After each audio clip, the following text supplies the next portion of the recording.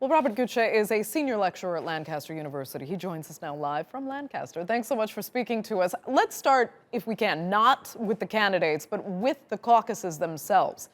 The process is kind of confusing, arguably a bit antiquated, because it starts with private party meetings in a Midwestern state that very few Americans have ever seen.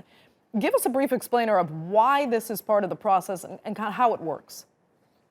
Yeah, so Iowa and then other states, New Hampshire is another big one, have caucuses to really let the candidates come out onto the playing field a little bit more, and the votes on how this goes can have devastating effects for candidates. But also can accelerate them to the highest levels going forward. Quite frankly, Iowa is a flyover state. As you said, very few Americans may ever actually go there. It is an aging population. It is very white. It is not representative of the U.S. in general, but it is a part of a very antiquated system, as you said, that goes all the way to complications, including the electoral committees that make the real decisions, not the voters, but people who are selected to make decisions on how states had voted. So long story short, it's a very complicated situation, but people put their bets out on how candidates come through in Iowa. And it is shown that if you do well in Iowa, you can go all the way, or you can go home quite early. Is it shown, though? Because, I mean, that is the argument here, that this is the barometer of what's going to happen to candidates. How reliable a barometer is it? Well, what's going to be interesting is if this election holds up to anything in the past. In the past, we have shown that yeah, the candidate who comes out at least has a bit of a running start and can end up towards the end of the race. But this is a completely different election, and making any sort of speculation on well, there you see candidates running right now.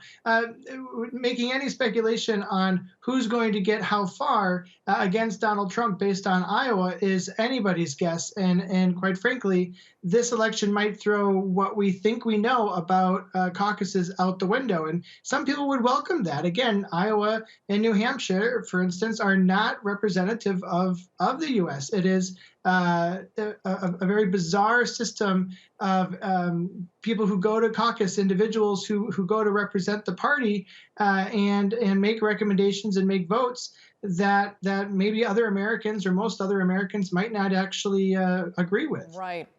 I only have one more question left, time for one more left with you. So I want to ask something much bigger. Is it time, or will there be a time, for the U.S. system to reform? The institution of an electoral college, these caucuses, for example, they are antiquated, and they are not, technically they're not democratic, because they give a disproportionate amount of influence to certain voters in certain areas of the country, while others don't get that same weight. I mean, a vote in Iowa or Ohio costs a lot, means a lot more than a vote in California does, essentially. Will we start seeing some kind of transformation here to a system that could just be easily based on popular voting? Well, Donald Trump was the one who said that he was going to drain the swamp and make all the changes in Washington, D.C. That would, potentially make the system anew. He hasn't even been able to do that. This is very beneficial for corporations, lobbyists, and for candidates themselves to keep a system where the majority of Americans aren't actually participating in the process, and where states continue to block African American voters, for instance, from polls through laws and through policies and bullying.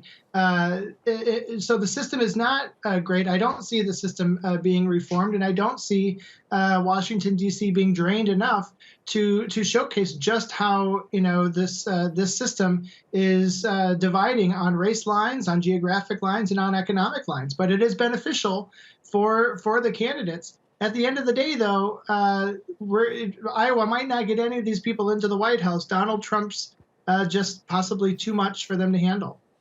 Yeah, and we have to remember Donald Trump won, actually, as a result of this system. He lost the popular vote by about 3 million, but still claimed the election because of the Electoral College. Okay, we'll leave it there, Robert. Thanks so much for joining us from Lancaster in the UK.